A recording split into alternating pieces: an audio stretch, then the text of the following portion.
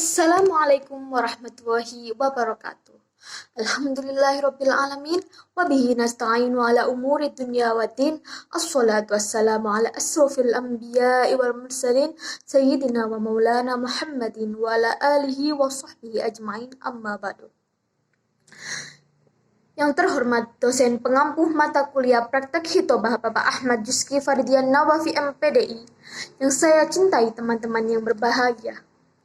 Puji syukur kehadirat Allah Subhanahu wa Ta'ala yang telah memberikan rahmat dan hidayahnya sehingga kita dapat berkumpul di majelis yang insya Allah barokah ini.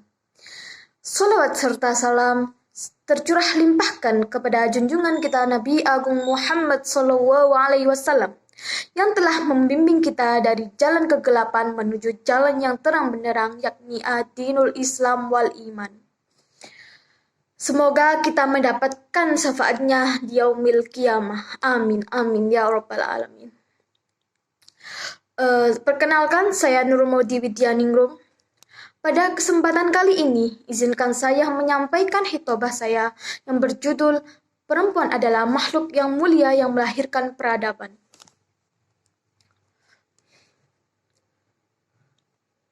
Dahulu kala, sebelum adanya dakwah Rasulullah Muhammad SAW, pada zaman zahiliyah itu, perempuan itu seringkali diinjak-injak oleh para kaum lelaki. Banyak sekali wanita yang hanya digunakan sebagai objek pemuas hasrat laki-laki. Setelah Islam datang yang dibawakan oleh Rasulullah SAW, Islam mengangkat derajat kaum wanita. Wanita mulai dimuliakan dan adat-adat jahiliyah yang dulu mengakar sedikit demi sedikit menghilang, tergantikan dengan ajaran Islam yang memuliakan wanita. Dahulu, pada zaman jahiliyah, sampai-sampai ketika melahirkan anak perempuan, langsung dikubur hidup-hidup oleh sang bapak. Tetapi tradisi tersebut sekarang menghilang berkat ajaran Islam yang datang, yang mana ajaran Islam menggambarkan menghargai wanita, menjunjung tinggi martabat wanita, memuliakan wanita. Dan sebagai wanita yang derajatnya telah diangkat oleh Allah Subhanahu wa Ta'ala dan Nabi Muhammad SAW, kita juga harus bisa menjaga diri kita dari segala perbuatan yang merugikan diri sendiri. Contohnya, berpacaran. Karena dengan berpacaran banyak zina yang akan masuk, mulai dari zina mata, hati, maupun pikiran. Awal munculnya zina juga dari berpacaran.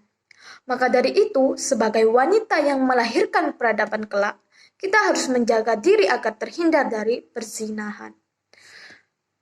Apalagi zaman sekarang, maraknya video pornografi yang berterbaran di sosial media membuat banyak kasus yang merendahkan perempuan, seperti pelecehan seksual dan pemerkosaan. Maka dari itu, sebagai wanita muslimah, hendaknya kita mengatur cara berpakaian dengan menutup aurat, agar terhindar dari kasus pelecehan. Nah, ada banyak kasus meskipun sudah menutup aurat tetap dilecehkan. Nah, sebenarnya ini yang salah juga yang laki-laki.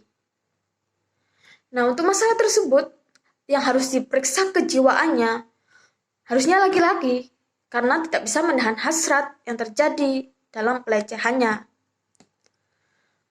Harusnya antara laki-laki dan perempuan itu juga saling menjaga. Yang perempuan menjaga tampilan dengan menutup aurat, dan yang laki-laki menjaga pandangan serta nafsunya. Nah, dengan cara-cara menjaga itu, pasti tidak akan timbul pelecehan seksual ataupun pemerkosaan tersebut. Karena saling menjaga.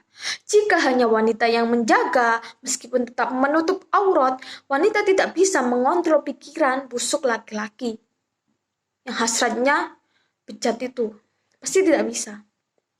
Nah, maka dari itu laki-laki juga harus bisa mengontrol nafsunya, begitu. Karena tidak bisa disalahkan. Perempuan kan juga sudah menutup aurat, tetapi tetap begitu karena yang salah laki-lakinya. Yang sakit laki-lakinya. Nah, itu perlu periksa kejiwaannya juga. Bukan hanya perempuan yang disalahkan. Karena harus introspeksi bersama-sama. Begitu. Nah, caranya itu yang perempuan menjaga tampilan dengan menutup aurat. Dan laki-laki menjaga pandangannya serta nafsunya. Dengan tidak menonton video pornografi itulah menghindari nafsu. Begitu kan? Kalau keseringan melihat video pornografi, pasti nafsu juga akan naik. Maka dari itu, cara menghindari nafsu tersebut adalah tidak sering menonton video yang dilarang untuk ditonton. Dan wanita menjaga kehormatannya, begitu. Dengan tidak mengumbar aurat, begitu. Nah, sebagai seorang muslimah yang melahirkan peradaban, hendaknya kita harus selalu memperbaiki diri dan belajar menjadi orang tua yang baik. Dengan banyak persiapan ilmu dalam rumah tangga serta menjadi seorang ibu. Karena dalam menjadi istri dan ibu itu bukan perkara yang mudah. Banyak sekali ilmu yang harus dipelajari agar kita bisa melahirkan peradaban yang berkualitas.